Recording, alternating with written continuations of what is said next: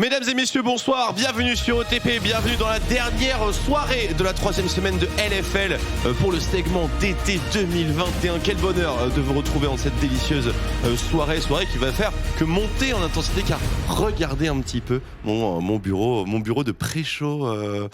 Vous êtes d'une élégance rare. Noah, bonsoir, ça a passé une bonne matinée je crois. Fuck SKT et sinon le reste de la STK était vraiment très sympa. Ok, d'accord, très bien, ça fait plaisir. Marex, bonsoir. Bonsoir. Petite belle forme de ton côté. J'ai cru comprendre que tu avais adopté un petit traiton. J'ai adopté un petit chien récemment, effectivement. Incroyable. Et ça se passe bien aujourd'hui, ça a chill, bien dormi.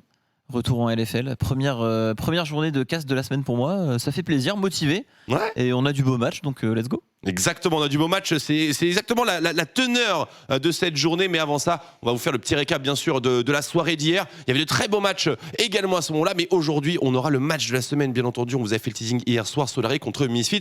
Allez, regardons le récap de la soirée d'hier. On avait commencé avec Vitality B contre Gamers Origin, et si vous avez suivi le classement, forcément vous connaissez le résultat, les Gamers Origin, une défaite de plus à un compteur qui commence à monter un petit peu, messieurs. Ils font généralement des bons early, ils font des belles choses et des compos qui vont de l'avant, et puis là au bout d'un moment ils ont tenté ce dive sur le bot side qui s'est fini en autre boudin et qui fait qu'ils arriveront pas à récupérer le lead dans la game. Mais un petit smite quand même, un petit smite style d'Elder Drake. Bon, c'est champagne pour Karim KT, mais quand même dans le match, ils ont l'Elder, ils sont quand même 5-0. Ouais, on a un peu de mal à se relever pour les Géos. On a tenté des choses en draft avec la Diana Lucian, mais le style Vitality qui marche bien avec ce Gragas Jungle notamment, c'est toujours solide chez Vitality. Vitality B, 5 victoires d'affilée. On suivra l'aventure ce soir, bien sûr, le BDS contre Sly, contre Solary. Eh bien, il n'était pas très animé. Tu t'y connais, bien sûr, dans ce genre de match, mon cher Noah. On a dû attendre la 25e minute pour avoir le deuxième kill et les premiers échanges en teamfight. Même les joueurs perdaient patience. On relativise parce qu'aujourd'hui, j'ai le premier dragon à 25 minutes dans une game de T1 contre Nongshim. Donc, non, mais Elif, alors j'ai trouvé Solary très solide dans la gestion des lanes, dans le 1-3-1, surtout avec une très bonne utilisation et du Ryze de Scarlett et surtout de la Gwen de Elif, et je trouve que ça va crescendo. Solary, c'est très encourageant. Tout à fait, une énorme défense de Elif également devant son Nexus. On en reparlera tout à l'heure. On va beaucoup parler de Solary aujourd'hui. Carmine contre GameWard. On le savait, il y avait ce storytelling GameWard qui avait interrompu la série de victoires de Misfits au printemps à 5-0. C'était la même situation, 5-0 pour la Carmine. Eh bien, le match a été furieusement accroché, notamment entre les deux midlaners qui se sont rendus coup pour coup, Marex. Clairement, GameWard qui a besoin de se rassurer, qui revenait en force sur ce match, c'est pas loin d'être passé. On a vraiment poussé les forces de la méta des deux côtés. On a Luluxin d'un côté, le Ryze qui commence de plus en plus à apparaître de l'autre avec la Gwen. Comme tu l'as dit, on s'est rendu coup pour coup, mais le clutch en late game était à l'avantage de la Carmine. Très belle performance aussi de Toucouille sur son Ryze, qui a été sorti également par Scarlett, un pic qu'on devrait revoir de plus en plus et qui fait le taf. Bien d'accord, Xmati qui avait très très bien clutch la fin de ce match avec son Varus LDLCL contre MCES. C'était un match important sur lequel on avait mis notre attention, et banger, on a eu une belle démonstration de composition poke version renard, messieurs. La Xer. La Xer, alors AK vraiment impressionnant, qui mérite très largement son titre de MVP. On avait très mal compris le pic de Gangplank. On a eu Soaz du côté de l'interview qui lui aussi avouait que c'était pas non plus ce qu'il s'attendait à voir. Il voyait un Wukong, il voyait autre chose. Et je pense que c'est surtout la draft qui a coûté très très cher au MCES, qui pourtant dans la game se sont vraiment pas mal défendus. Il a fallu du temps, on le voit. Il a fallu 7 dragons, il a fallu 45 minutes de jeu et des exploits individuels de AK pour aller chercher cette victoire. Bien, on a eu un Xerath de gala quand même, ça faisait longtemps qu'on n'avait pas eu le perso. Ouais, très solide, on le voit de plus en plus en solo queue, mais on aura l'occasion d'en reparler un petit peu après. Bien sûr. Bah oui, on enchaîne. On avait terminé la soirée avec Miss Première contre Easy Dream, le Phoenix bleu du Sud, qui a le même score que les Gamers Origin. Ces deux équipes qui occupent le bas de classement. Ça n'a pas eu l'air d'être trop compliqué pour les Misfits Première pour conclure la journée d'hier. Ouais, on enchaîne la petite série de victoires côté Misfits. Il y a eu quelques loses au début du split, mais là on corrige, on montre le visage solide.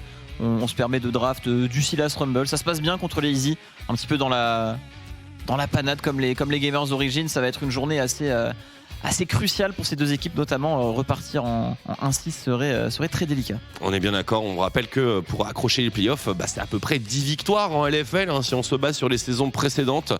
Donc avec 6 défaites, 18 matchs par saison, ça commence à faire beaucoup, on est bien d'accord. Et a priori, quand on voit le classement, Carmine Vita, je vois pas comment c'est pas en play-off. Misfit première, c'est dur de pas les mettre non plus. Et Solari, je trouve, monte en puissance. Donc quand tu regardes le tableau, les places disponibles, il y en a pas full. Hein. Ah, on est bien d'accord, c'est vrai qu'on a du mal à voir. En plus, la Carmine 6-0, série de victoires de 6. Vitality B, 5 victoires d'affilée de leur côté. Et comme tu l'as dit, Solari Misfits, ce serait déraisonnable de les mettre hors de la course. Mais on va voir bien sûr comment la saison évolue. Mais il est vrai que ça commence, attention, ça commence à sentir le roussi pour Easy Dream et Gamers Origin. Il va falloir commencer à sécuriser des victoires. Et en parlant de victoire, messieurs, un peu comme c'est notre habitude dans les semaines récentes, j'aime bien commencer ce pré-show par des petites stats, des petits points pour se tenir au courant un petit peu de l'actu de notre ligue. On a parlé des champions, on a parlé des winners, on a parlé des joueurs hier soir. Aujourd'hui, vous vous souvenez, au début de la LFL, on parlait de Blue Side et Red Side, parce que le Blue Side avait un win rate absolument faramineux. Qu'en est-il aujourd'hui? Pensez-vous que ça a évolué? Alors pour la LFL, je suis pas sûr d'avoir bien en tête les stats. Je sais que du côté de la Corée, avec un Genji qui domine la ligue et qui a joué 90% de ses matchs en Red Side, le Red Side est monté en puissance, mais est-ce que ça se retranscrit ailleurs? C'est la question. Eh bien, montre-nous Carnage, parce que figurez-vous que la LFL est un petit peu une exception, encore une fois, et ça se poursuit ici. On est toujours à 80% de win rate Blue Side.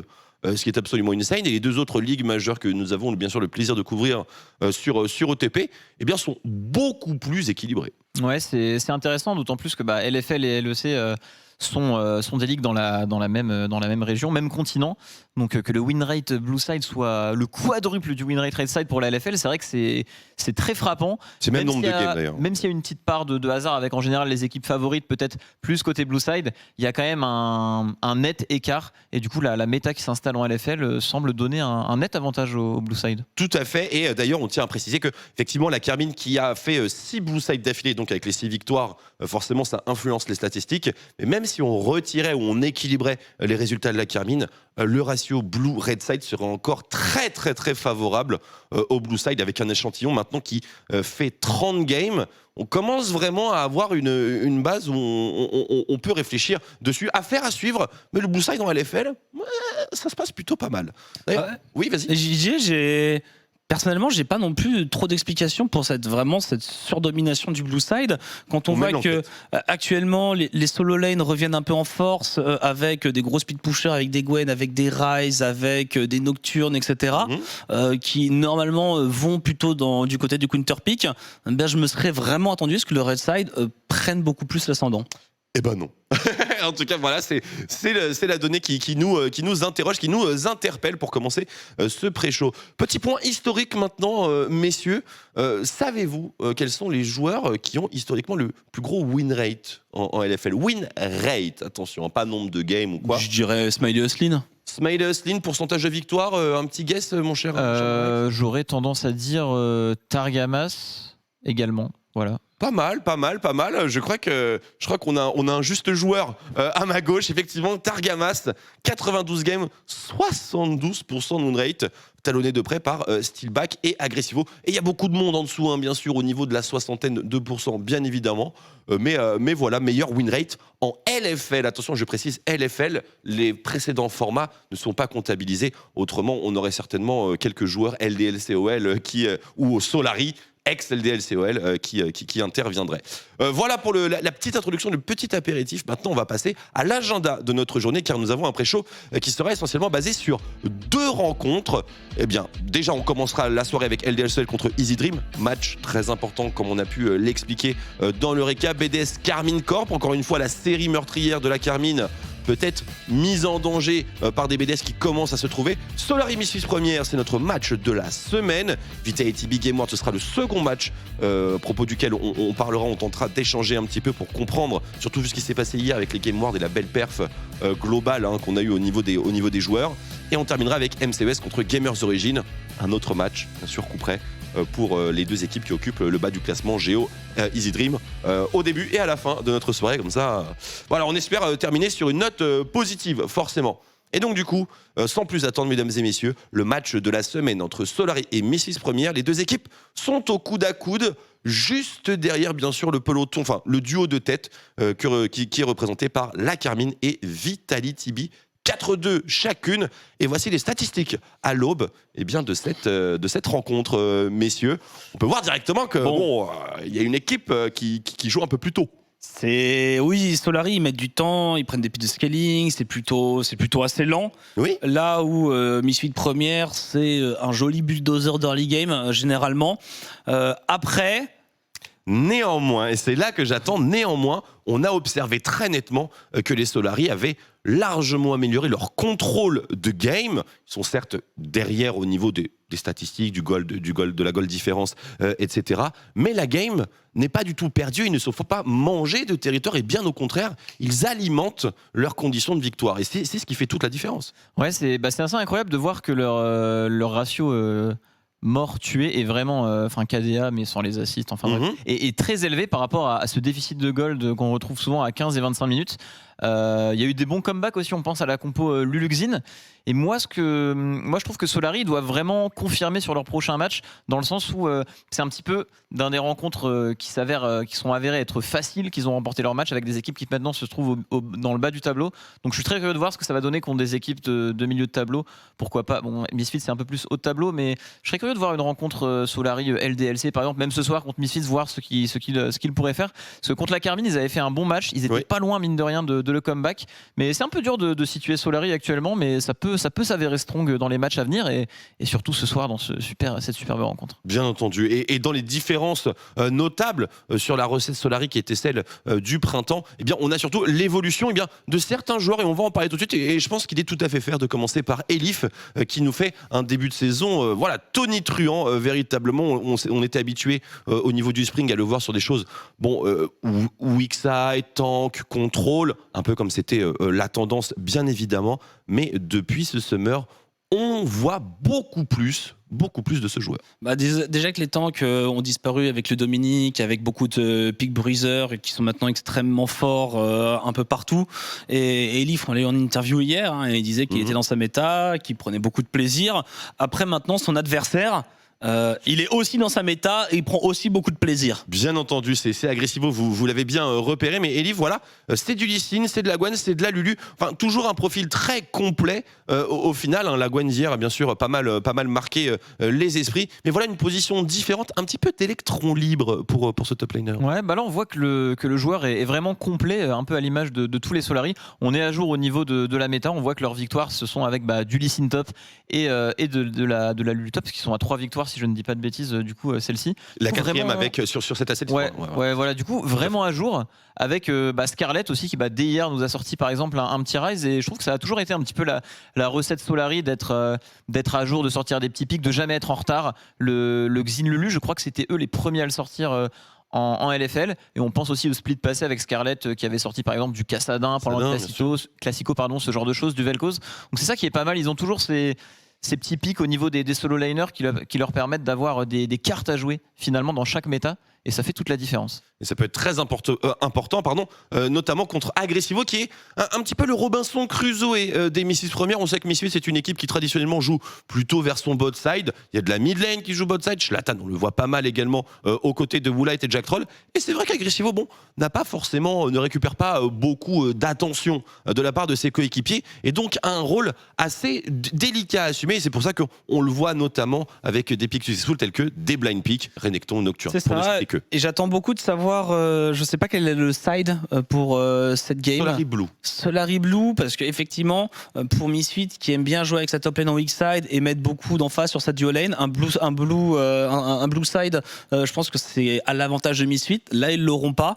Donc justement, je me demande comment ils vont s'adapter et si ça va changer un petit peu la façon de considérer Agressivo dans ce match-up. Bien d'accord, surtout que les counter pick top lane sont pas si nombreux si tu considères le fait que les Gwen et les Jace ne vont jamais survivre jusqu'à la fin de la draft pour le dernier pick Red Side. C'est peut-être un petit peu la problématique d'ailleurs à laquelle ils font face. On change de poste maintenant, on va parler de l'affrontement entre les deux junglers, et là aussi les choses ont pas mal évolué. particulièrement du côté des Solari. Zlatan reste bien sûr le prédateur que nous connaissions au printemps, sauf que on a échangé la masterclass de Graves contre pas mal de Rumble dans ce Summer Split.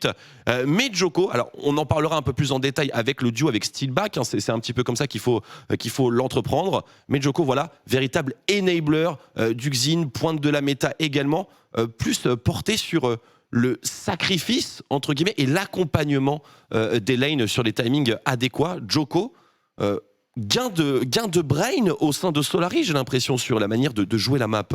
Il a toujours eu un gros cerveau, Djoko, le Olaf là, on comprend des de trucs, la jungle, l'expérience, puis bon, il a aussi mûri entre-temps, et je pense qu'il est tellement passé par notamment des périodes MCES ou même des mauvaises périodes Solari.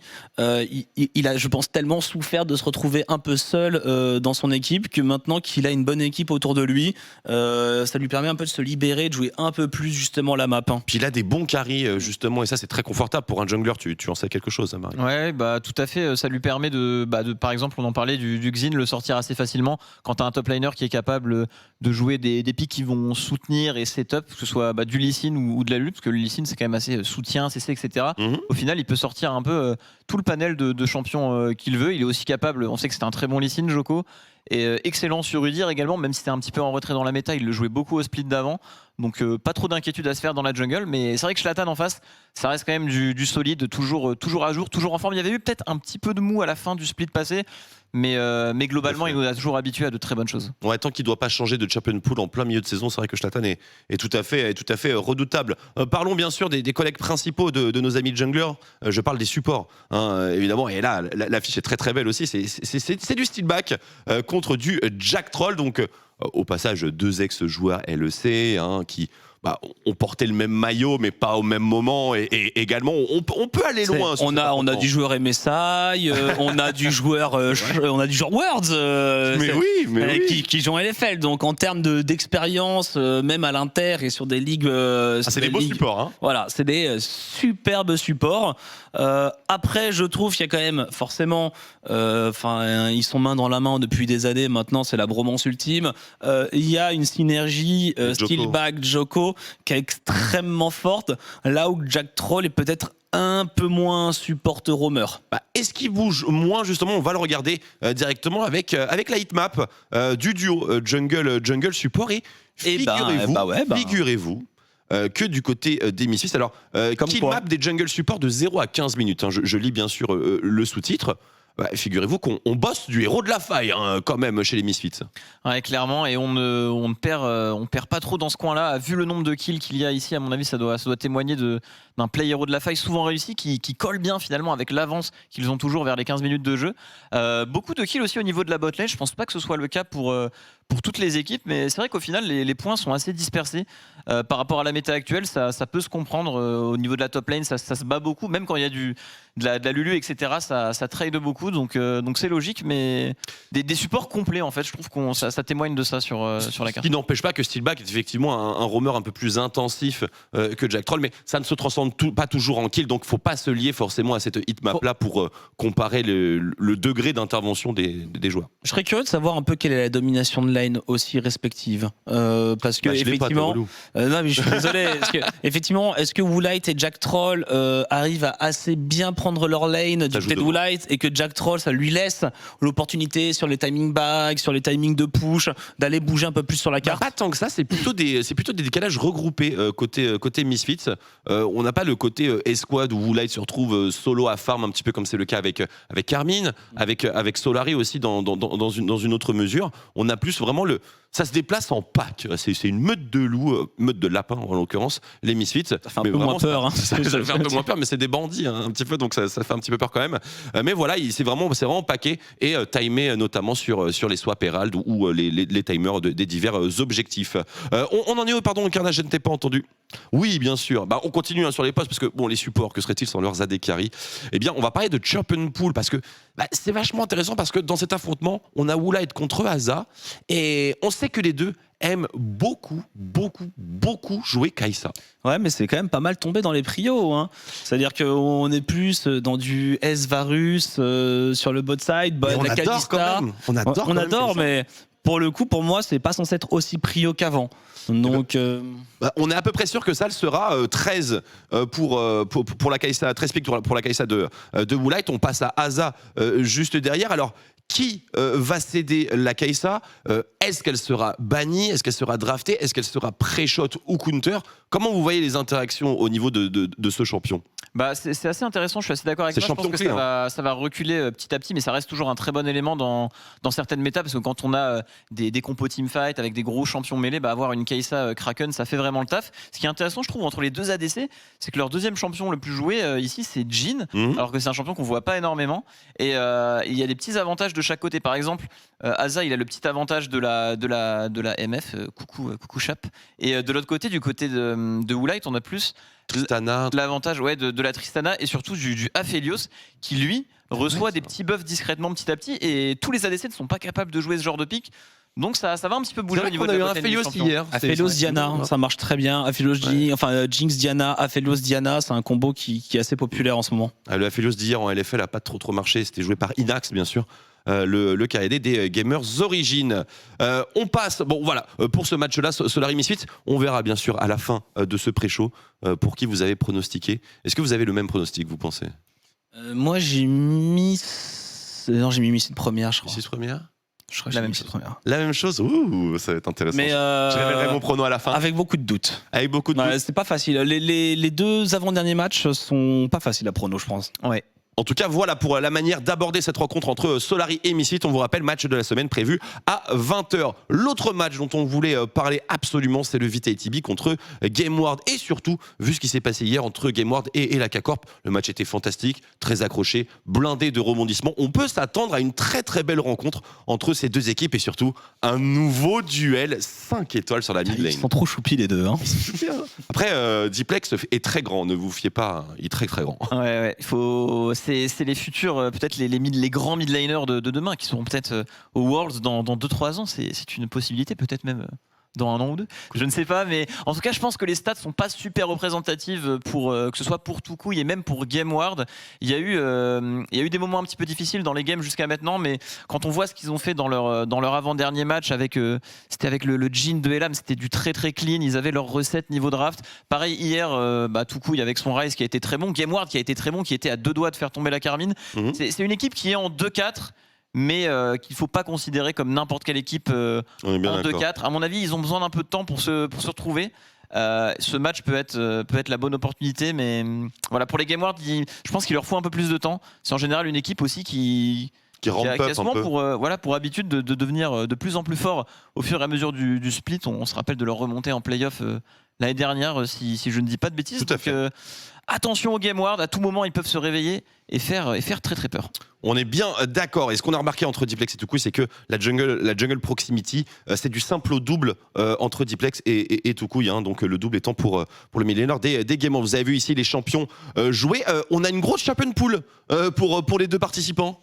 Et qui est clairement en plus la champion pool méta, des ADC, du Sylas. Elle est vaste, mais pour Toucouille, est-ce qu'on peut quand même se poser la question? Est-ce qu'on peut remettre rapidement Toucouille, s'il te plaît, Carnage? Je voudrais l'avis de nos chers analystes sur la champion pool. Est-elle véritablement la plus actuelle selon vous? On a le Lucian, bien sûr, on sait incontournable, Sylas, Rise, mais Viego, Nocturne et tous les pics un petit peu random qu'on puisse avoir sur la midlane, parce que on a vu le Rise, mais globalement Toucouille c'est surtout Orianna, Azir, Syndra, ces pics de signature. Est-ce que vous le pensez véritablement clutch sur tout ce qui est d'actualité aujourd'hui? Azir, ça a l'air, alors bien que ce soit pas censé être le cas, mais Azir c'est parfaitement utilisé par beaucoup de joueurs encore. En Corée, c'est très populaire. Ouais, trop populaire.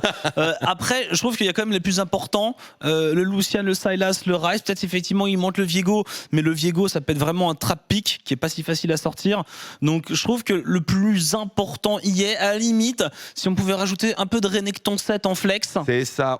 on n'a pas d'autres pics AD a priori que Lucian et Tristana, d'après nos données. Ouais, et c'est pas forcément la méta qu'on imaginerait pour Toucouille, mais c'est vrai qu'il y avait des games qu'il a fait par exemple sur Akali qui étaient assez incroyables, donc à tout moment il peut sortir un pic méta et faire la différence. Par contre, je pense que sur la mid lane, voire même sur la top lane, mais surtout sur la mid lane actuellement, il y a vraiment un pic joker dans les drafts qui ne peut pas être ban et qui est beaucoup trop fort, et que Deep Lake joue, c'est le Jace. Le Jace, exactement. Je pense vraiment que c'est le joker dans la méta. Il n'y a pas beaucoup d'équipes qui peuvent se permettre de bien le jouer, mais c'est vraiment extrêmement fort actuellement. Ça peut être flex. Je pense que les équipes les plus redoutables en draft, c'est ceux qui savent, qui peuvent flex. Et c'est la base des compositions poke, et c'est également un flex pick mid-top. Donc bien sûr, l'élément clé, potentiellement on passe à la jungle et on accélère un petit peu, bien sûr. Juste, on voulait vous montrer bien sûr l'état de nos chers forestiers dans cette game, parce que c'est un skins memento tout de même, et les deux avaient finalement inversé, enfin étaient également dans des rôles complémentaires, parce que memento était Vitality B et skins Vitality main team LEC. Les deux collaboraient forcément, donc on imagine qu'il y a pas mal de complicité, on se connaît entre les deux protagonistes. Donc voilà, ce sera une affiche très intéressante à voir, et surtout voir si memento trouve le rebond là où Skins a déjà confirmé. Je vous interromps ici, on enchaîne directement au cher Carnage. Allez, c'est l'heure. Les pronos. Alors. Damn 70. À contre-courant. Traitons bon dernier pour changer. Oui, tout à fait, bon dernier. Alors, égalité avec Duke et également Chip. On sent que c'est le début de saison et que les gens jouent safe. Bon, parle pour toi. Je crois avoir une ligne où il y a des oreilles de lapin partout. C'est vrai, bien tenté, le seul à avoir mis Solari. Ça va, hein, c'est pas le pire pari. Hein. T'as pas non plus mis BDS gagnant contre Carmine, hein, on va se calmer. Alors j'ai Solari failli. et le Blue Side, frérot. C'est nous qui avons tous tenté Misfits là. Exactement, le Blue Side. Alors je me suis dit que pour le match Carmine c'était un peu compliqué. Et pour Gamers Origin, je sais pas pourquoi, je me suis réveillé ce matin et j'ai vu un ange chevelu qui avait l'air assez musclé, qui ressemblait beaucoup à Glopo. Et il m'a dit, mon Kay, c'est ce soir, la deuxième victoire. Et donc du coup, dès que je me suis réveillé, boum le prono Gamers Origin, j'ai pas hésité une seule seconde. Et je vois que je n'ai pas été seul. Tréton et Noagier qui m'ont suivi là-dessus, ainsi que Robalas et Twitos. Géo, je trouve que dans les faits, quand ils font pas une gigantesque bêtise, c'est pas si mal. C'est juste qu'il y a toujours une gigantesque bêtise qui se perd. Bon, après, MCS, c'est pas non plus la grande forme. Donc, s'il y a bien un moment pour voter Géo, ils m'ont déjà coûté pas mal de points. Après, MCS, c'est une équipe que je trouve très, très montante quand même. Donc voilà, une soirée de pronostics placée sous le signe de l'incertitude. Il va y avoir des mouvements ce soir et les résultats attendus ne seront pas forcément ceux qu'on aurait pu prévoir. Messieurs, il est temps de lancer bien la dernière soirée de notre 3e semaine de saison régulière. Summer Split 2021. Le match d'introduction, si je ne me trompe pas, c'est LDLCOL contre Easy Dream. Et c'est tout simplement dans quelques instants. À tout de suite sur ETP.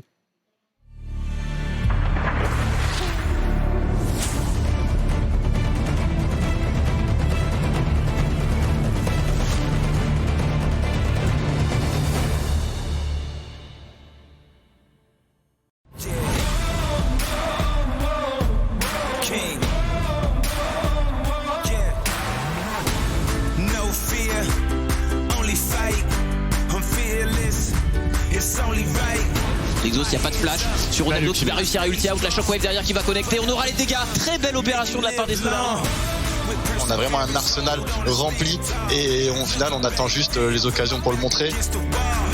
Peut-être encore la possibilité. Alors c'est peut-être le patron, il n'a pas de flash et c'est le Kog'Maw de Woolite qui parvient à être suffisamment sticky, qui prend ses responsabilités, récupérera le shutdown.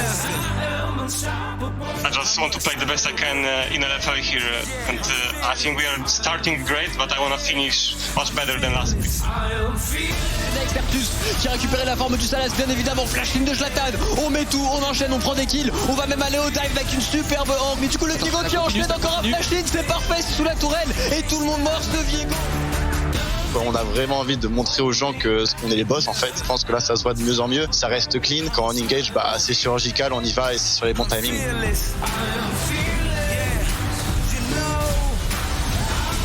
De Pog, Odoxy qui pourrait tomber libre, qui décide de se projeter le kick flash du top laner des Solari, tandis que Scarlett est en train également de pousser les MCES dans leur retranchement. Les dégâts de ce Victor sont colossaux.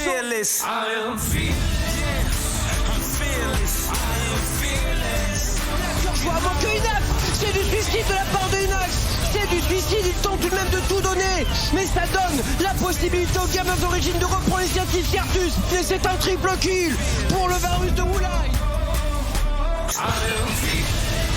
Il fait très bel engage de la part de Steelback, c'est monumental. Derrière Shikari qui arrive un peu tard. Shikari, l'éradication. Mais c'est trop tard. Les Solari ont été plus rapides, plus féroces, plus brutaux.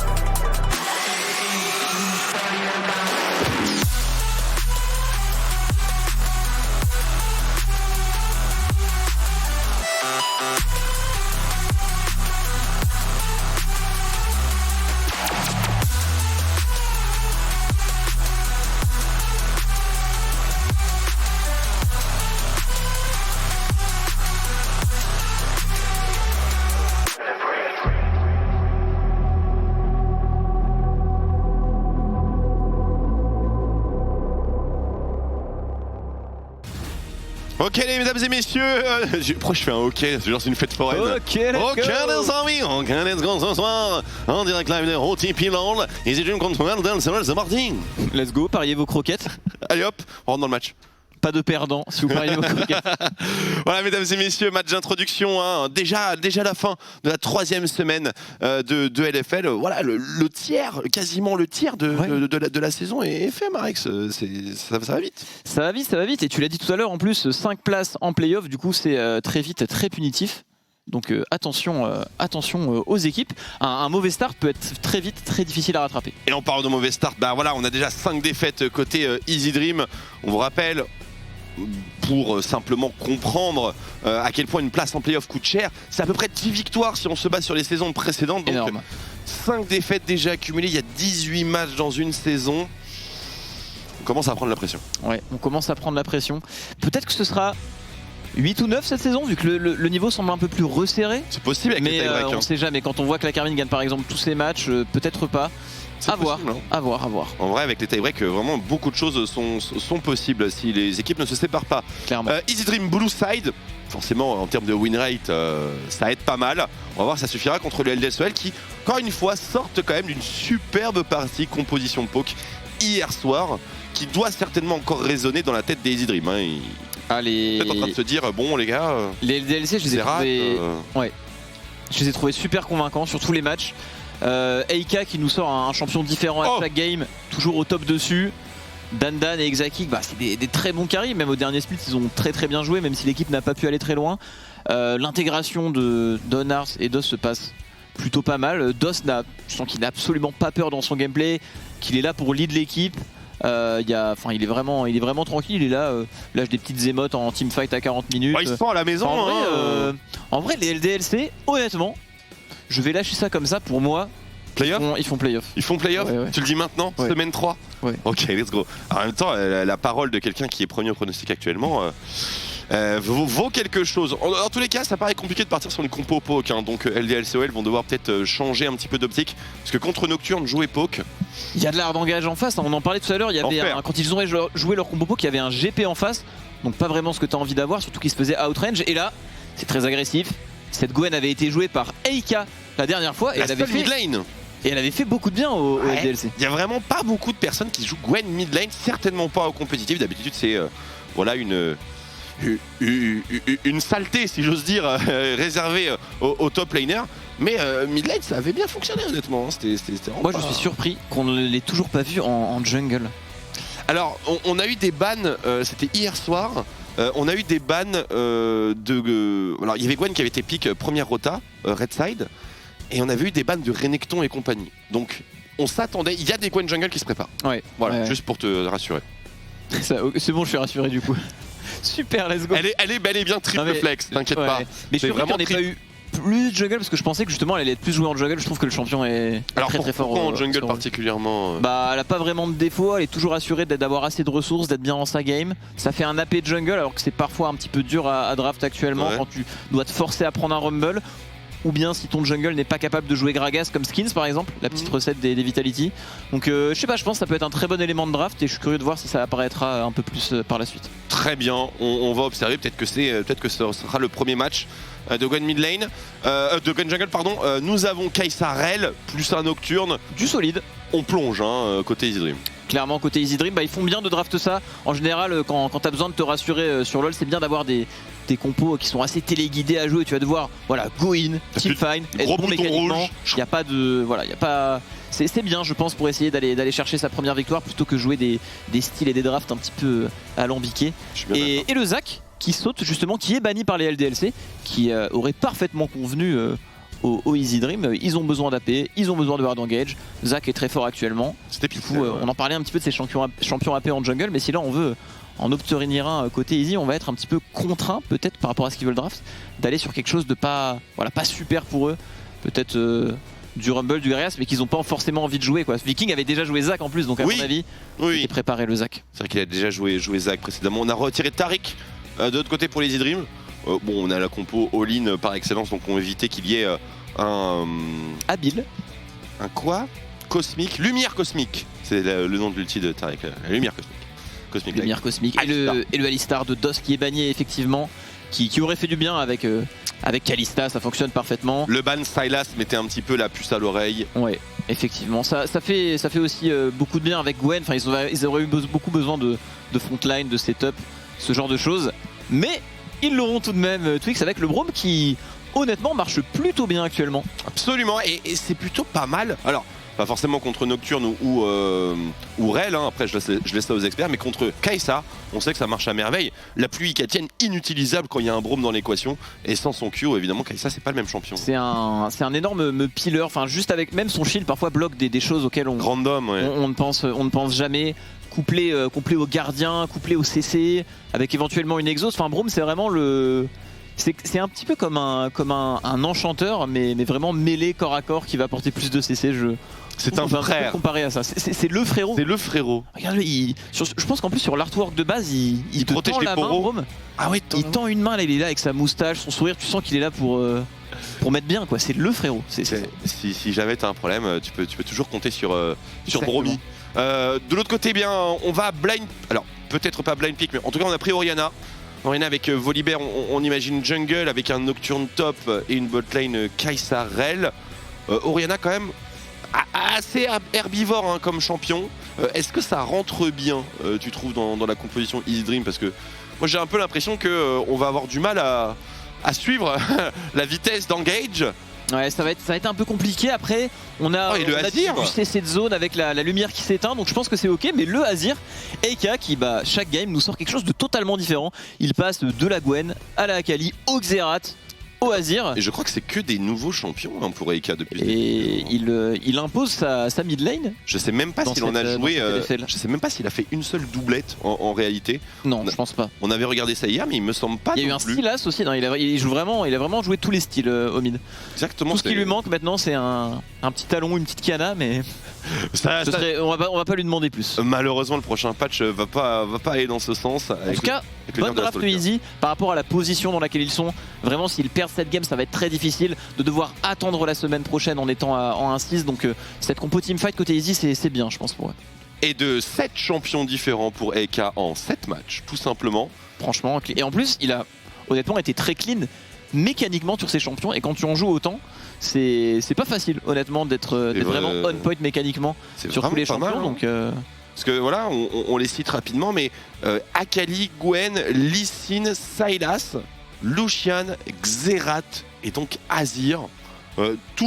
Toute la range des picks qui sont jouables de près ou de loin en mid lane a été a a été utilisé. Peut-être des Rise aussi, mais on Le voit qu'il retour de Eika, C'est fou, shopmaker hein. français. C'est incroyable, la Chop and Pull qu'il a, et en plus de ça, les performances à chaque fois. Ouais. Bah, là on va voir ce que ça donne, parce que Spécial avait fait de très bonnes phases de lane, notamment dans la victoire de Easy Dream, donc j'ai hâte de voir ça. Absolument, et bien on va y aller tout de suite, mesdames et messieurs. Ouverture de la seconde journée de 3e semaine de LFL, Easy Dream contre LDLCOL.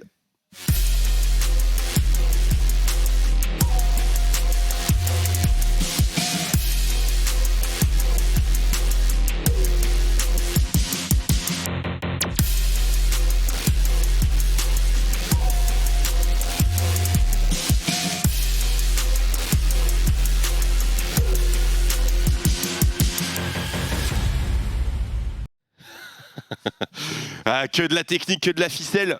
Mesdames et messieurs, ouverture donc de cette journée. On regarde un petit peu ce qu'on nous réserve au menu des runes et autres joyeusetés. Des top laners qui jouent avec Flash, c'est beau ça. C'est beau, on voit beaucoup d'Ignite dernièrement, surtout en solo queue avec le nouvel item Split Push. On aura l'occasion d'en parler dans quelques semaines, je pense. Mais là, pas pressé, pour l'instant, c'est du classique. Ouais. Vraiment pas pressé. Ah, ça va être délicat.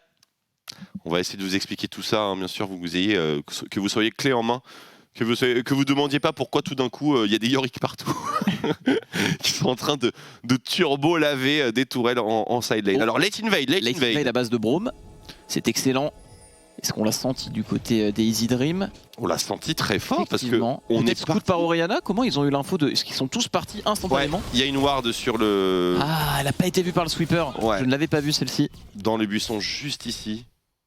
Et effectivement, elle a peut-être sauvé des vies cette ward. Ok, oui. Et cette Gwen qui va avoir un start plutôt sympathique. Tu l'as demandé ta Gwen Jungle et tu l'as eu direct, hein, Ouais. n'empêche. Bah, je suis curieux de voir ce que ça va donner à niveau compétitif. Mais je trouve que le champion en jungle est plutôt solide. Je sais pas pour autant que je la joue. Je n'ai jamais joué le champion, mais je trouve qu'en jungle ça fonctionne très très bien. On va voir la Très bon qualité de son clear. J'ai un peu peur pour les ganks.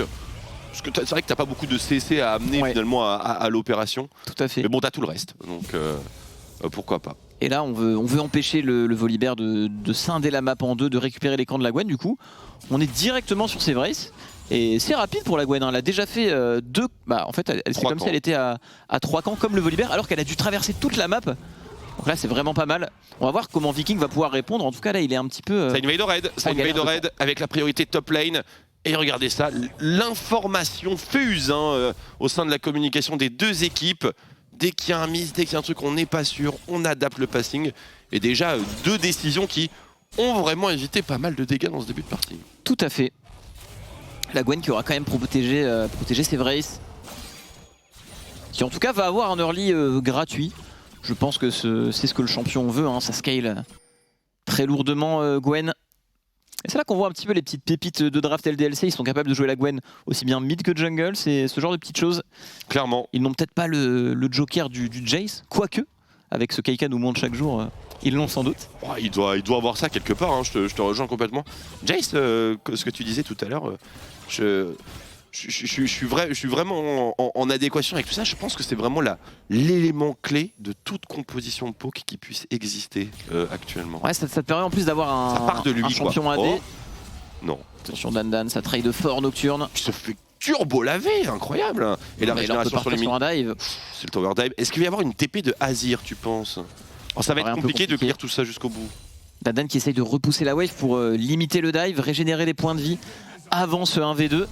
Mais contre Nocturne et Volibear, c'est très très dur de se protéger, surtout sans kick. Bien d'accord. Il a été vu. Toute l'information est dispo. On a su maintenir les points de vie assez haut et bien gérer la wave du côté de Dan. Ce n'est pas anodin, il a l'expérience dans ce genre de situation. Très régulier Dan sur toute l'année. Hein. Sur le split d'avant, c'était quand même l'un des meilleurs top laners de la ligue. Complètement. Et historiquement en France, tout à fait. d'excellentes perfs. Bon, petit counter des Krugs. A priori, c'est pas forcément le camp que vise tout particulièrement Viking. Mais est-ce qu'il y a un autre truc qui peut se... Non, la wave n'est clairement pas adéquate. Je ne pense pas qu'il y ait de plongeon sous tourelle d'envisageable. Ouh là là, par contre, il y a un Volibear qui va face check, je crois.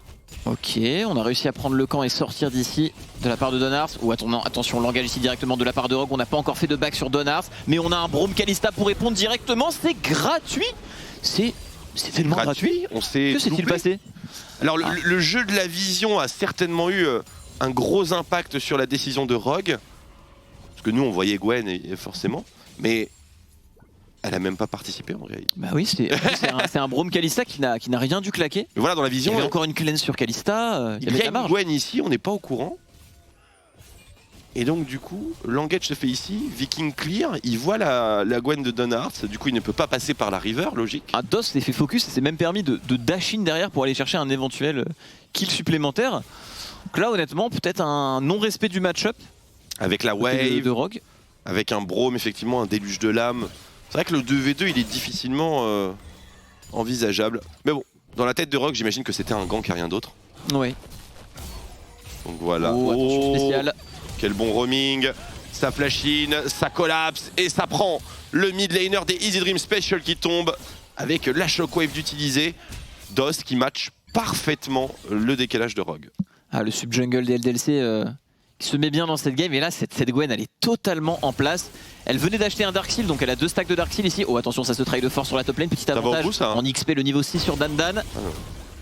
On arrive à crash cette wave sous tour. Viking qui essaye de répondre, on a le backup de Rogue également, mais il n'a plus de flash. Très bonne protection de la part de DOS avec la zone de Gwen. On se fait chaîne CC, tout de même le flash out pour DOS qui survivra à cette régression easy. On n'a pas de dégâts Ça sort bien. malheureusement pour les Easy Dream. Oh que oui. Pas Avec de Orianna dégâts. c'est un peu léger, surtout que là elle n'avait plus sa shockwave. Difficile d'apporter suffisamment ici, surtout contre un Braum. Très solide avec ce gardien. Ça restera un summoner spell d'utiliser contre, enfin un flash utilisé contre un Ignite. Viking, niveau 4 actuellement, on voit Lee Sin en train de back, on va lui cancel, Ultimate Nocturne. Il a flash dans le buisson. Il a flash dans le buisson, trop ça lui a fort. sauvé la vie. Quelle créativité de la part de Dan, juste clean en fait. Parce que là il peut faire comeback les Easy Dream, c'est vraiment un bon play à Ulti Nocturne. Du coup trade son flash pour ça à côté de Dan, il n'y a aucun souci. C'est fou. Il joue tellement bien le weak side cette game, honnêtement c'est incroyable. Hein. C'est sans défaut, enfin il n'y a aucune erreur. Là il arrive à Côté Dan. repush cette wave. Il va certainement se faire cancel si Viking a une tempête. Non, même pas, ça va passer, il va pouvoir reset tranquillement. C'est tout bon. Et Dunhardt, déjà sur ce red buff, accompagné de DOS. Forcément. Les LDLC, plutôt solides dans ce début de partie. On build un bel avantage. Au niveau plante explosive, faudra repasser.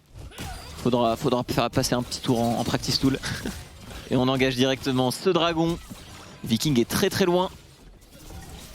Et ça Semble descend. Ça descend difficile vite. et les dégâts sont plus que convenables avec la Gwen.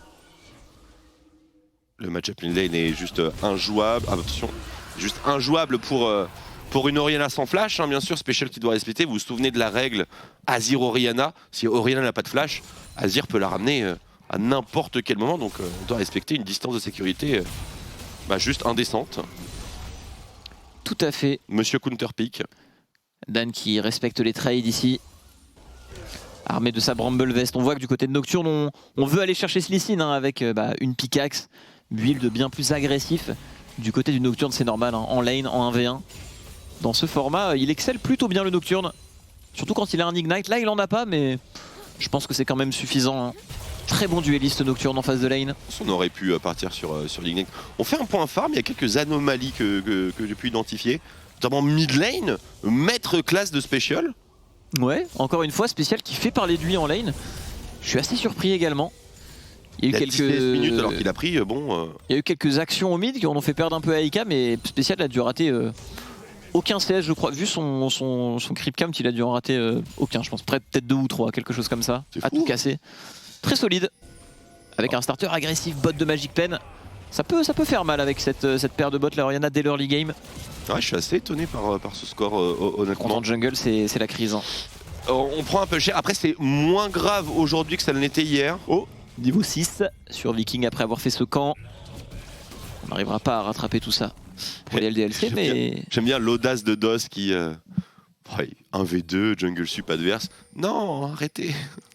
et personne ne va perdre son temps à le taper. La carte bluff C'est incroyable. jouée côté DOS. Illisang style. Oh, ça c'est pas du bluff par contre. C'est un all-in, téléportation, couverture avec l'ultimate de Nocturne. Je pense que c'est la fin des haricots pour la botlane LDLCOL. Ça va être difficile de se sortir de ce mauvais pas. Peut-être qu'un seul pourrait en réchapper. Et encore, C'est pas certain. Est-ce qu'on va le Trade kill chercher? quand même hein, pour Exaki. C'est vrai ça, trade kill, comment ça? Il a pris un Incroyable kill, sous nos yeux. Oh, j'ai pas vu. Moi j'avais les yeux rivés sur le Brome. Je me disais est-ce qu'il va survivre? Est-ce qu'ils vont réussir à sauver quelqu'un? Comment? Mais au final, l'opération Elle est incroyable. est superbe parce qu'on prend le Herald de l'autre côté de la map. La wave est tout à fait exploitable. On a tout claqué pour les Easy Dream. L'ulti nocturne avec double subs, du coup, bah, au niveau de la top lane, Dan s'en met plein les poches. Et cette Gwen, je suis désolé, Twix, mais c'est terminé. Elle a 30 CS d'avance, un kill, un Herald dans les mains. Ça va snowball très très sévèrement. Ah, ça va snowball fort, mais observons On va regarder comment ça. ce duo LDLC a réussi à avoir un Parce que là, ils sont vraiment dans la, Deux dans la pour pire un. situation. en 4 contre 2. 2 pour 1 en 4 contre 2. Exakick, solide sur les appuis, on dodge ça, la cleanse instant sur le Fear de Nocturne. Ah non mais là c'est... Oh la Comment ça tue? vache! À quel moment il a les dégâts? Mais Exakick! Exakick qui a des lances plus aiguisées que la moyenne je crois là-dessus. Alors C'est de je sais pas comment il a l'adamantium. fait. Si tu mets un arrêt sur image, quand le volley a 500 HP et la Kalista a 30 HP, c'est impossible de deviner qu'elle va le tuer quoi. Complètement. Attention, bah, l'arrivée des aiguilles. Oh là là, l'expérience est pas très jouissive pour notre ami Shikari. Après un tarif monumental. Et là ce qui est intéressant c'est que du côté de Donhardt, on n'a pas décidé de forcer les 4 plates. Nocturne n'a pourtant pas de téléportation, pas d'ulti. On décide de ne pas les forcer, mais ça peut se comprendre parce que faire un bon play Herald au mid peut être bien mieux, surtout que ici Danan va récupérer seul 2 plates. Oui. On aurait pu prendre la tourelle, on le savait du côté des LDLC, mais on préfère garder ce Herald, on a encore du temps dessus. Pour la mid lane, c'est vrai que au-delà des golds des plates, ouvrir cette mid lane c'est ultra important. À dire contre Orianna, on a Match une défense contrôle. de T1 très solide, donc Bien sûr, c'est beaucoup plus important d'ouvrir la map. Hein. Le match contrôle qui n'aurait plus la tourelle derrière lui va avoir une sale game, tout simplement. et ce Herald qui pourrait être couplé à de la pression dans la river pour aller récupérer Le dragon. ce dragon. C'est vrai qu'ils ont également la main là-dessus, les LDLC. On n'a pas encore les spikes mythiques, qui peuvent vraiment faire la différence ici, donc on a peut-être une carte à jouer pour les easy avant que ce soit trop tard. On est bien d'accord. On va suivre de près, hein, bien sûr, la trajectoire de Donhardt. Il n'y a pas de TP, je vois mal spécial menacer la botlane des LDLC. Il n'y a pas de ward dans leur dos. Franchement, pour l'instant, c'est un joli snowball qui a l'air de se mettre en place hein, pour les renards. C'est du bon. vision est clean sur le bot side. En plus, quand on voit la compo easy, c'est vraiment du all-in. Mais all-in contre l'énorme protection du Brome, le shieldbow de Kalista avec la cleanse, Azir, et le Lee wall Sin. d'Azir, Ouais. et le kick de Lee Sin, et la zone de Gwen et compagnie. Bon, ça paraît quand même dur. Il semblerait que la compo LDLC fonctionne à merveille contre celle des Easy Dream. Il y a beaucoup d'atouts, ouais, on dirait bien. Mais il y a tout de même cette ulti nocturne, avec le facteur Kai'Sa. Ah, les erreurs ne passeront pas. Il faut tout de même ne pas l'oublier. Regardons un petit peu ce dragon. Est-ce qu'on conteste pour les Easy Dream? Ça semble très très très compliqué. Hein. Ce serait même d'ailleurs, je pense, une assez mauvaise décision. Peut-être le voler aux aides de Kai'Sa, mais c'est vraiment tout ce qu'on peut proposer hein, là-dessus. Deuxième dragon sur une map infernale. Et où le héros de la fête? Ah ok, je crois qu'il y avait un petit bug. T'as cru que le héros était... J'avais regardé l'inventaire de la Gwen et je n'avais pas vu le héros de la faille il y a 10 secondes. Peut-être suis-je fou. Bah, je crois. Mais en tout cas, il est toujours là. Il est toujours Donc là. j'ai dû voir flou. On va J'étais en train de l'utiliser. chercher sur la carte. Attends, il est où là? Attends, Il mais est il a fait posé. A Priobot, non? Non, il est là, il cherche l'ouverture, hein, bien sûr, pour le poser. Mais comme la mid lane a l'air d'être vraiment pas mal verrouillée, on a vu Shikari qui était présent d'ailleurs pour recouvrir au cas où un truc se passait. Eh bien, on va peut-être se concentrer sur la bot lane. Hein. On va faire péter ce héros de la faille bot lane, tout simplement. Décale au bot, Lee Sin possède sa TP, mais Allez, boum, Nocturne a décalé à pied avec son ultimate, ça va exploser. Il faudrait TP maintenant pour Dandan, ça va être très compliqué. L'engage directement de la part de Rogue. ITP Dandan avec juste avant la paranoïa, c'est absolument parfait pour les LDLC. Le héros de la faille qui parvient à charger, on trade les deux supports. Shikari qui plonge. Oh là là là, il s'est fait absolument laver. Eka qui va aller livrer à la partition impériale, qui va quand même trade sa vie pour ce move un peu ballsy. Dandan qui plonge sous la tourelle. Le swap d'aggro est parfait. Triple kill pour la dame aux ciseaux. C'est très très bon. Le swap d'aggro était on point. C'était un petit peu le barreau d'honneur dans cette early game pour les Easy Dream.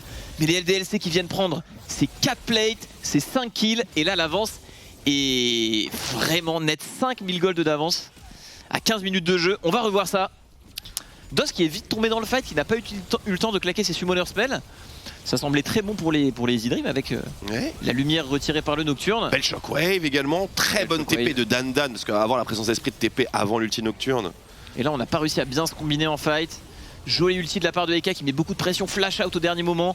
On force la Kai'Sa à s'avancer derrière Dan qui va très justement sans même mourir et qui permet à Gwen de récupérer un triple kill. Les golds sont allés sur les bonnes personnes et là... Oh là, c'est une belle Gwen jungle ça. Oh, le Riftmaker couplé au Tabi, au 10 stack de Darksteel. Non seulement elle va mettre des dégâts, mais niveau tankiness, c'est possible qu'elle ne meure pas de la partie, Twix. J'ai hâte de l'avoir en action. Parce que le duo Gwen Lee Sin, oh, c'est beau jeu. Très très très beau jeu. Assez bien équilibré d'ailleurs entre les deux. Ça découpe, comme on pourrait dire. Ça découpe, hein, technique. Très technique celle-ci. Eka qui fait son petit bout de chemin. Sacrifié pour la team. Hein. Il a un petit peu concede en face de lane. Dernier teamfight, il s'est jeté pour ramener les ennemis. Il a pas de kill, il a des assists, mais sa tour ennemie est full life. Il scale avec son Azir. Il permet à sa compo d'être très bonne, d'avoir de bons arguments contre celle adverse. Spécial est tenu en respect dans son impact, mais en termes de farming, par contre, c'est incroyable. Ouais, il est bon en face de lane. Hein. Il a su le prouver d'ailleurs durant la seule victoire des Easy Dream avec sa Akali. Il avait honnêtement solo win la game grâce à sa pression en face de lane, ses teamfights, etc. 11 CS minutes, vu l'ambiance du match. Pour Dan, on arrive à dash pour briser le fear de Shikari qui, même avec son Strikebreaker, n'aura pas réussi à le faire suivre, à l'empêcher de se briser. Et ici, on se balade du côté de DOS, toujours agressif. J'aime bien le gameplay de DOS, c'est le genre de gameplay qui peut aller loin, je trouve, en termes de niveau de jeu. Très dynamique. C'est bien contrôlé. Il est absolument partout, forcément le duo Braum-Gwen. Mieux vaut plus que pas assez dans ce genre de gameplay support. On t'apprendra à ne pas faire trop plus tard. Mais produit. Allez, deuxième héros de la faille pour Don Hart. Bon, sur la T1 top, il n'a pas l'air d'avoir un grand intérêt. Il faut le garder pour la mid lane. Hein. Je hurle s'il l'utilise au top, mais bon, c'est impossible que ça arrive. Impossible. Cette tour, elle est gratuite. Ce sera un reset en 4 secondes, il était juste là pour cover sa bot lane. Et pour se préparer au dragon, mine de rien, c'est le troisième. Il semblerait que ce soit une dent de Nashor en train d'être build pour Donner. En plus, dans la compo LDLC, on a vraiment un parfait moitié AD, moitié AP. C'est quelque chose de très standard, c'est la base dans les drafts, mais c'est extrêmement important finalement. C'est pas facile de toujours avoir un pur moitié AD, moitié AP, c'est très dur de systémiser contre ça. Contre leur team, si tu fais pas de Mercure, c'est compliqué. Tu fais pas de Tabi aussi finalement. Tu peux pas commit dans une résistance. Qu'ils sont devant, c'est délicat. Il n'y a pas d'optimisation. Alors qu'en face, miracle. Tu tacles les Tabi contre Nocturne, Volley Kai'Sa et tu fais un petit peu plus attention à la Shockwave. Bah déjà, t'es serein et t'as beaucoup de value dans ton optimisation d'office, quoi, tout simplement. Ouais, meilleur plan. Il peut stacker l'armure. Mais... assez facilement, hein. De toute façon, attention, super engage ici, la composition dive des Easy Dream qui fait mouche sur la mid lane. C'est un seul qui sera récupéré, peut-être un deuxième avec le shutdown à la clé qui va tomber entre les mains de Silam sur sa Kai'Sa, mais c'est pas terminé. Un kick qui va repositionner Silam malheureusement, mais l'arrivée d'Exakik mettra fin bien sûr à cette petite bataille. Le héros de la faille toutefois a chargé dans la confusion. On a récupéré Eka, Don Hart et surtout le bonus sur la Gwen. Et voilà, ça c'est très bon pour les Easy Dream, leur compo spécial engage pour se remettre en fonction, pour se remettre en confiance, qui fonctionne parfaitement. Se remettre en fonction. Et voilà, en fonction. Technique, celle-là, les Twix bilingues qui me cover comme jamais. Si. On se remet en confiance, très bon move. On vient chercher un joli shutdown sur Gwen. Mais derrière, on récupère quand même le troisième Drake pour les LDLC. Donc on a tout donné, ça a bien fonctionné pour les Easy Dream. Mais mine de rien, c'est pas si suffisant que ça. Mais en tout cas, on sent qu'il y a de la réserve dans cette composition. Ils savent la jouer. Que quand ça s'emboîte bien, ça fonctionne. Donc pas de soucis. Et attention à Steelheim, hein, 100% de kill participation. Une Kai'Sa assez fed. Avec l'ulti nocturne, on en parlait. Ça peut faire quelque chose. On sent qu'il y a un petit espoir de comeback pour les Easy Dream. Et je suis bien d'accord. Qui monte un petit peu ce match, Twix. Ça va dépendre. On n'a pas le droit au faux pas pour Special et Silam, hein, très clairement. Mais la Shockwave, elle a décoiffé. Ok, oui. Fait une bonne game, mine de rien, spéciale par rapport aux conditions de la partie et de l'early game, peut-être un petit peu difficile. C'est fou, hein, il a réussi à bien se tenir parce que ne pas avoir de flash contre Azir en laning phase, c'est compliqué à assumer. Tout à fait. LDLC, ils doivent être confiants dans leur scaling. Surtout grâce à ces dragons. Une jolie âme infernale, sachant qu'ils ont honnêtement 4 carries qui vont quand même vraiment bien profiter des stats offensives en pourcentage. Ouais. Ah, c'est véritablement la fête hein, si les LDLCOL arrivent à valider ce dragon. Ouais, le moindre Q du Azir de Eka a arraché des testas. Exactement. Spécial. Le gardien de la mid lane. Le gardien de cette tourelle, Silo HP. Il est malheureusement vu par une sympathique ward qui a été posée proche de sa tourelle. Et le Baron Nashor est déjà là, Twix. Oui. Nous sommes à 20 minutes de jeu. Et on sent que les équipes l'ont dans leur ligne de mire. On a des équipes et surtout une équipe, hein, les LDLC, qui ont plutôt une bonne draft pour réaliser cet objectif. Attention à la Shockwave ici qui pourrait éventuellement punir.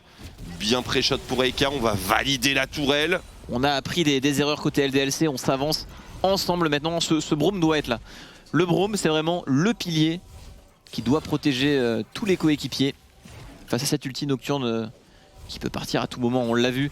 Il a beau être de l'autre côté de la map, il peut R into TP comme ils l'ont fait tout à l'heure au niveau de la bot lane. Donc ça peut vraiment partir à tout moment. Allez, on va rester tranquille. Quelques petites minutes, le temps que ce Drake arrive. Temps pour nous d'envisager un petit peu tous les scénarios les plus rocambolesques. Effectivement. Ouais, moi je pense que du côté Easy Dream, honnêtement, tu vas devoir jouer ce Drake. Hein. Exakik chargé, hein, 3 kills, 3 assists, 220 CS à 21 minutes de jeu. C'est tout bon pour cette Kalista. On n'en voit pas tant que ça, mais c'est vrai qu'Exakik il est capable de jouer ces petits champions. Il est plus dans une méta un petit peu off méta. On a des carries Exakik, il est très bon sur du Jhin, du Aphelios, de la Kalista. Ça me fait penser aussi un petit peu à Ansama aussi. Il y a des petits points communs. Qui a des carries français prodiges. En tout cas, on est bien dans la game. Mais attention, en face, on a des spikes à faire valoir. Les 2 items sur la Orianna sont là. Une bot Shockwave. Ah, il me fait peur, Spécial. Je le trouve très menaçant. Contre une team qui n'a pas du tout de Magic Resist, là, une bot Shockwave avec le build qu'il a, ça peut raser le teamfight. Et DOS qui se fait attraper ici. La muraille qui est sortie directement. Le flash out. On va respecter la Shockwave ici. Les dégâts sont incroyables et le flash out est forcé directement sur Eka. Ultimate de la part de Silime. L'exhaust de la part de DOS avec le gardien. Ce Braum est open. Ce Braum qui vient sauver Eka. Et l'ultimate derrière qui force le flash. DOS qui répond au tac au tac ici. Et c'est parti. Dan qui téléporte, qui se retrouve coincé. La tourelle est désactivée. Le teamfight par contre est en 2 axes. Et regardez ça, juste au-dessus Silam qui se fait rattraper par Don Hart et son escouade. Quick double kill pour la dame au ciseau. C'est tout bon pour les LDLC. Ça joue bien mécaniquement, hein, ça réagit bien comme il faut. Et là voilà, on va aller chercher des beaux power spikes. On back maintenant pour ne pas perdre de temps. Il ne faudrait pas perdre de tempo à l'arrivée de ce dragon qui apparaît dans une 60aine de secondes. Back into Drake, après tout ce qui vient de se passer, on a vu la Shockwave effectivement menaçante, c'est rien de le dire. Décoiffante sur ce Azir. Ouais, Special qui va aller bloquer ici, un très malin. Parce que c'est au moment où Eka utilise son Q. On est forcé au flash. Et regardez ici, et le Solari. Tac. C'est ça, le gardien avait déjà proc le Solari Exhaust. L'Iron Solari. Et derrière, tac, on force le flash sur la DC. Dan, TP un peu chaude. Mais ça TP un peu chaude, mais très très bonne. Il a bait tout le focus. C'est fou, hein. Grâce à son Sterak et à son repositionnement. Et derrière, Silam qui tombe nez à nez avec. C'est une belle game, Dan. Hein. Il n'y a rien d'explosif, mais dans le weak side, dans les teamfights, etc., c'est toujours des choix justes et efficaces. Un Nocturne qui a parfaitement été tenu par Dan. Et ce dragon, dans 10 secondes. Ça y est, Twix, nous y sommes. The Shockwave est demandé. Qu'est-ce que Noah aurait aimé avoir cette game en LCK ce matin. À 25 minutes, il avait eu son premier Drake. Ici, à 25 minutes, il peut y avoir une soupe. Exactement. On perd pas de temps, mesdames et messieurs. Et les Easy Dream d'ailleurs qui n'en perdent pas, c'est le cas de le dire. On est directement en train de pull, de précipiter un petit peu la chose, de bait. Et l'engage ici, on éteint la lumière. Le smite est bon, les LSL n'ont pas l'âme infernale. Par contre, ils ont peut-être le teamfight qu'il leur faut. Attention, Dan dans la backline qui tente de trouver le kill, qui sera pas parfait. Loin de là, mais il est toujours debout. Regardez ici, on arrive à regrouper absolument tout le monde, mais il n'y a plus de Shockwave. On ne parvient pas à terminer peut-être. C'est très confus. Mais Exakik qui enchaîne, kill après kill. Les carriers essentiels LDLSOL sont toujours debout. Un nouveau shutdown. Et sera tout de même tombé pour Special qui aura trouvé le temps d'éliminer Don Hart. Mais voilà, c'est du 3 pour 5 et les LDLC, forcément direction Baron Nashor. Il y a eu de belles choses dans ce fight qu'on aura sans doute l'occasion de revoir.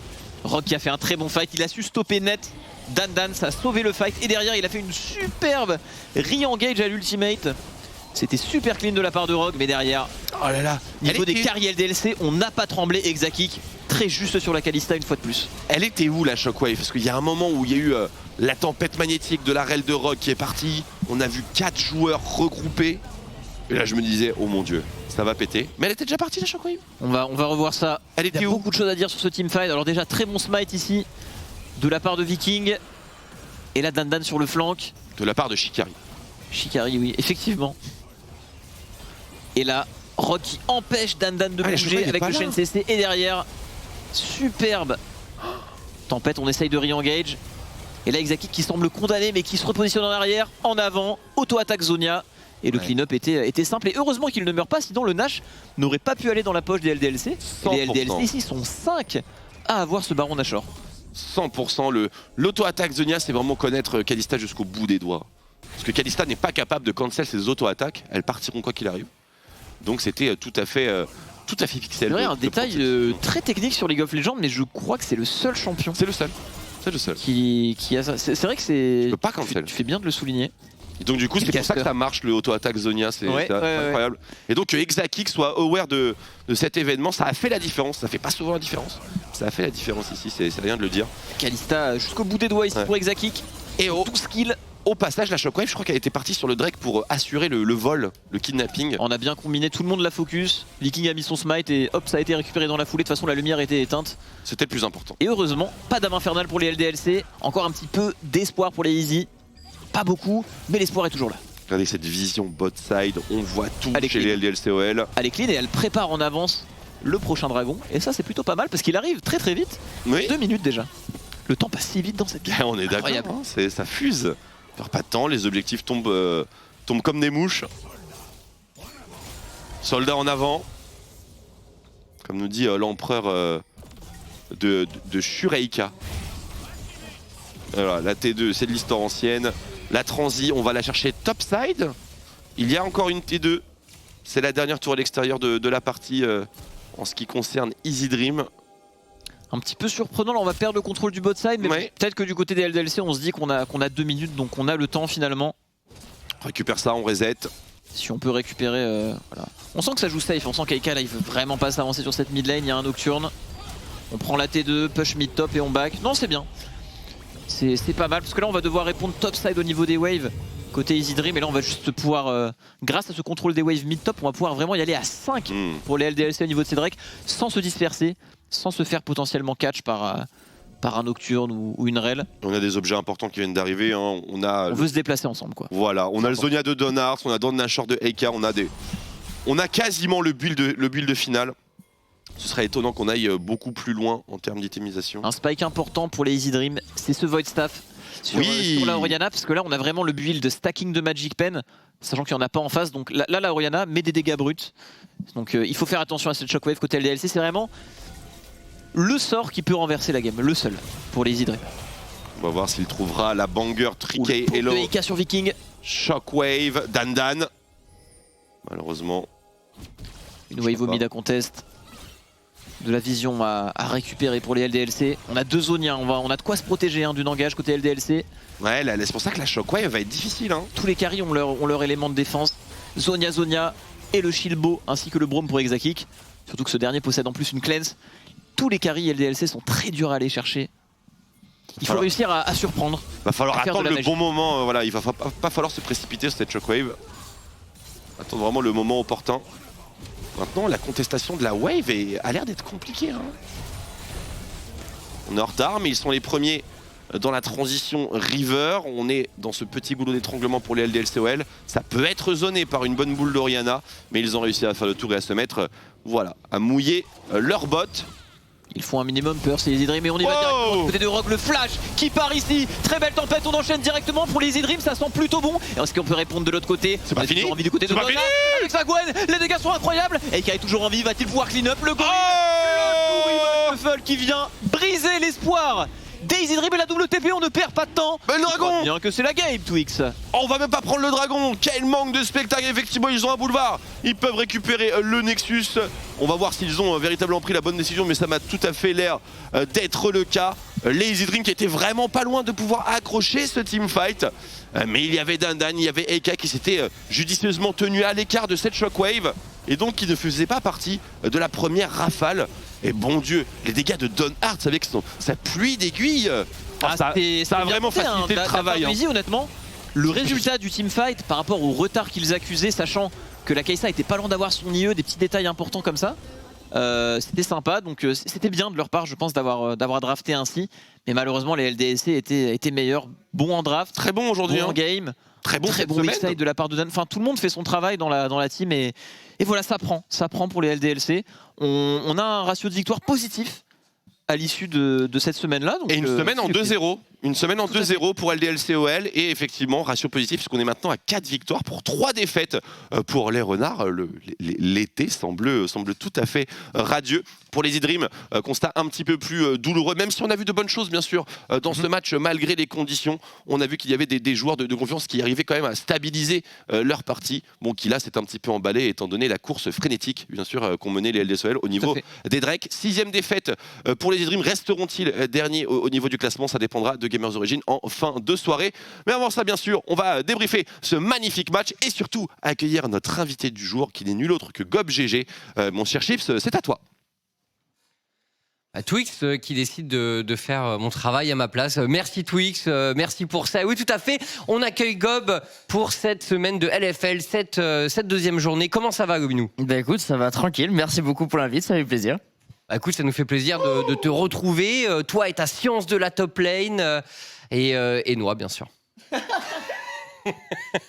Si, c'est bien aussi. Et moi, je suis content d'être à côté de Gobinou parce que, en plus, je l'ai vu retweeter le Hellfest, etc. Il est déjà fin prêt. J'ai déjà mes billets, moi. Voilà. Il faut être prêt, on est d'accord. Messieurs, victoire des LDLCOL, bon, qu'il faut le dire, partait quand même comme favori dans cette rencontre face aux Easy Dream. Des Easy Dream qui ont essayé tout de même. On a drafté une composition plutôt simple dans l'idée, avec pas mal de all-in, des champions qui peuvent bien combiner en termes d'AOE si jamais on trouve le bon setup de teamfight. Seulement, la situation s'est peu présentée finalement, Gob. Il y a eu quelques moments quand même où on s'est dit que peut-être, mais on n'était pas parfaitement coordonnés pour l'exécution. Oui, c'est exactement ce que j'allais dire, la coordination. En fait, les idées étaient là. On a même eu les bonnes petites téléportations, les gros ultis de réel, tout ça. Mais à chaque fois, il n'y avait pas la combinaison. Soit on avait un Volibear qui se barrait et du coup, il se retournait en se disant « Ah merde, en fait, il y a un fight ». L'Oriana qui avait peut-être pas son ultimate qui était dispo au bon moment. Et ouais, globalement, j'avais l'impression que leur compo, elle était bien établie, mais qu'à chaque fois, peut-être que la panique faisait qu'ils n'arrivaient pas à go, quoi. Genre, tout simplement. Oui, puis il y a eu un peu de misplay. Je pense que déjà, ça fait très mal le go-in de la Rel sur un Brome face à une Kalista au moment où il y a la Gwen qui est dans le coin, etc. Leur lit loupé, Noah, loupé pour Easy Dream. Celui-là, il fait. Enfin, non, ça c'était même encore après. Mais voilà, celui-là, c'est limite la plus belle des actions en coordination, mais c'est un 1 pour 2 avec tout est perdu derrière. Genre c'est la pire action, enfin c'est la pire action. Sur le papier ça avait l'air intéressant, mais pas de plaque de récupérer contre Herald plus Lee Sin free farming et du coup advantage en XP, full gold. Genre l'action est très limitée quoi. Ouais, finalement, même là-dessus où Easy Dream a tout donné, on l'a senti dans leur league game, le play était pas positif économiquement pour eux, donc forcément ça pouvait pas aller. Tu l'as dit, Noah, au bot, on s'est un peu empalé pour les Easy Dream sur le Kalista Brome. On notera également du coup cette Gwen jungle, on a l'habitude de la voir sur la top lane, Gob, où effectivement le champion est un peu la terreur actuellement de la lane, mais dans la jungle c'est quand même beaucoup moins courant. T'aimes bien la top lane en ce moment, Gob? Moi je la perds ma bonne donc elle n'existe pas, tu vois, mais ouais, non, le perso est intéressant de par ses compétences, un très bon perso, mais non, bon, en vrai en jungle c'est moins explosif. Mais elle a montré que quand même il a fait un super taf, un petit peu greedy peut-être sur la dent de Nashor, mais on le sentait en confiance. C'est vrai que nous on se disait peut-être un petit Zonia, c'est le moment où ta team a fait déjà les dégâts. D'ailleurs je crois que c'est sur ce moment-là où un petit Zonia diff ça aurait pu être pas mal.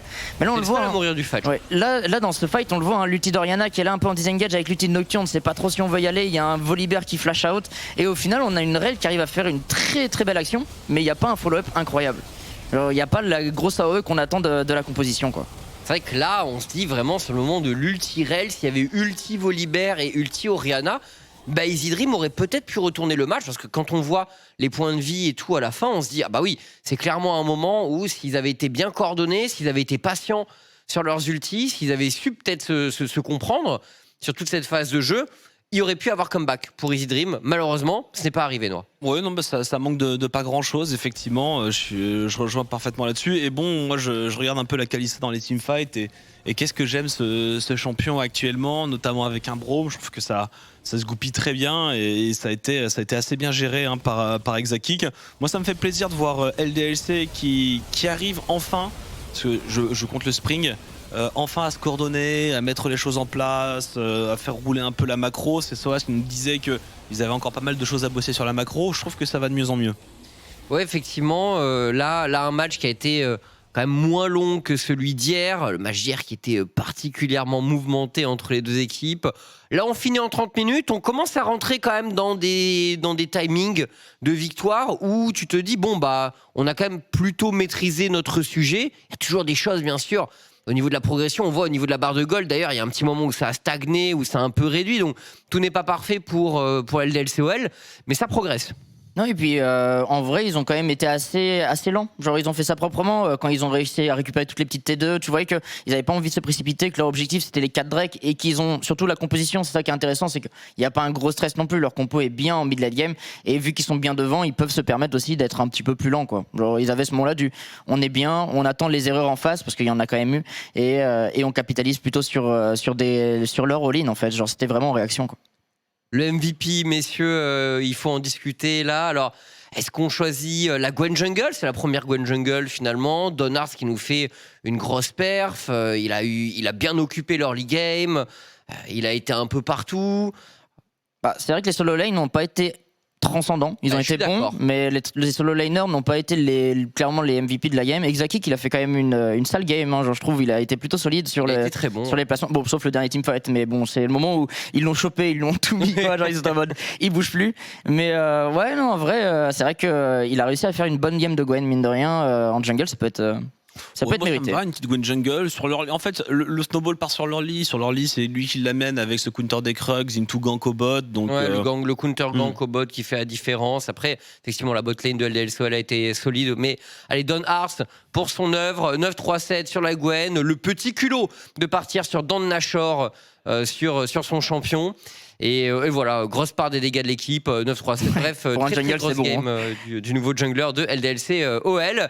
Et on va accueillir désormais en interview Exakik, le carry AD de l'équipe. Salut Exa, comment ça va? Satisfait par cette victoire? Salut. Bon, en vrai, moi je pense qu'on est tous contents. Personnellement en tout cas, il y a 2 petits trucs que j'aurais pu faire mieux, mais sinon 2-0, ça fait longtemps, donc ouais, on est content. Ouais, ça met bien, effectivement.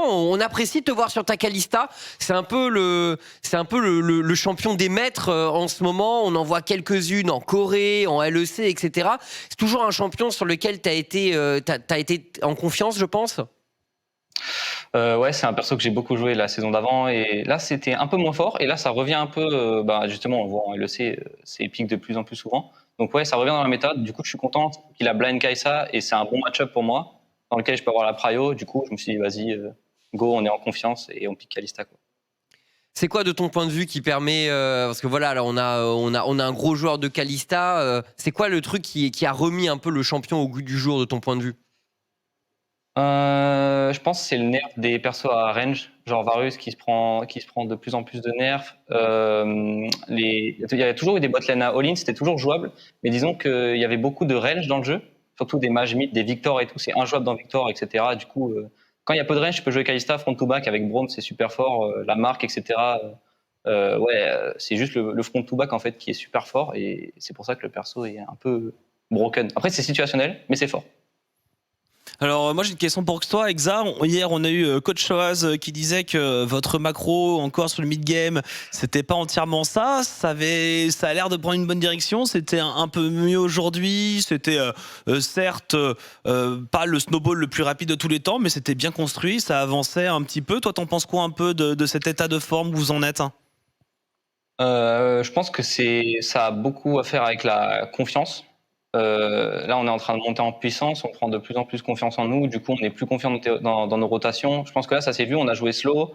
On a dit, OK, on va T2 bot, puis T2 mid, puis top. C'est un bloc par bloc, mais je pense qu'on s'améliore et que ouais, ça va aller. Plus ça va aller dans le split, plus on va être meilleur là-dessus. Donc, je me fais pas trop de soucis. Je pense on s'aime tous bien dans l'équipe. Du coup, je pense que là, on est bien parti, quoi. Ouais, du coup, pour toi, forcément, objectif playoff, j'imagine. Est-ce que ça vise plus haut? Dans ta tête, c'est les European Masters, par exemple? Je pense que pour l'équipe, pour l'instant, on vise tous les playoffs. D'abord, on y va petit à petit. Déjà, le split down, c'était une grosse déception pour chacun de nous. Donc, je pense que là, on veut juste bien faire les choses et y aller petit à petit. On ne veut pas trop viser trop direct. Et voilà, juste gravir chaque marche l'une après l'autre. Écoute, merci beaucoup, Exa, pour tes réponses. Est-ce que tu as un petit dernier mot à passer avant de conclure cette interview? Merci beaucoup de nous supporter et continuer ainsi et on va tout donner pour s'améliorer et aller plus loin que le speed d'avant. Voilà. Merci. Un petit mot pour Tréton qui est pas là cette semaine quand même en LFL.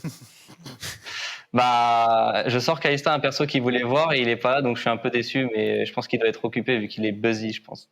Ouais, tu sais, il est en train d'essayer de reprendre son passeport français. Hein. Tu sais comment c'est de nos jours, pas facile pour lui. Voilà. Merci beaucoup, Exa. Félicitations encore une fois pour cette victoire et bonne fin de semaine à toi. À la semaine prochaine. Merci. Ciao BG. Donc voilà, c'était Exa. Écoutez, il a l'air en pleine confiance, en pleine forme. Tu sens que le groupe LDLC vit bien? Ça fait plaisir parce que c'est vrai que bon, LDLC c'est quand même une des plus vieilles structures de la scène française. Ça fait toujours un peu mal au cœur de les voir dans l'état dans lequel ils étaient au Spring et donc les voir reprendre un peu du poil de la bête. Il y a tellement de personnes qu'on adore dans cette line-up que ouais, ça fait vraiment plaisir. Ouais, et puis j'allais dire, même en plus, il y a des noms, quoi. Genre, c'est vrai que quand tu vois l'équipe, tu dis tout le temps, ça va perf. À chaque fois, tu te dis pas que ça sera une équipe qui sera en train de galérer à être dans le mid-tier, entre guillemets. Genre, je pense, à chaque fois, on parle de Dan qui est quand même, le joueur, peut-être pas LCS en termes de niveau ou bas de tableau, mais en tout cas, en LFL, il est strong, quoi. Genre, il est très, très fort. Et puis Eka qui a toujours été une référence sur la scène FR, qui revient fort également sur ce split. Exa, un peu le jeune prodige qui monte en puissance. Donc c'est vrai que les briques ont l'air de se mettre en place du côté de LDLCOL, tout ça sous la férule de coach Soaz. Et ça marche bien pour ce Summer Split. On est content pour l'équipe. Il est temps de passer à la suite. La suite, c'est BDS contre K-Corp, si je ne dis pas de bêtises. Restez avec nous, c'est après la pause sur OTP LOL. À tout de suite.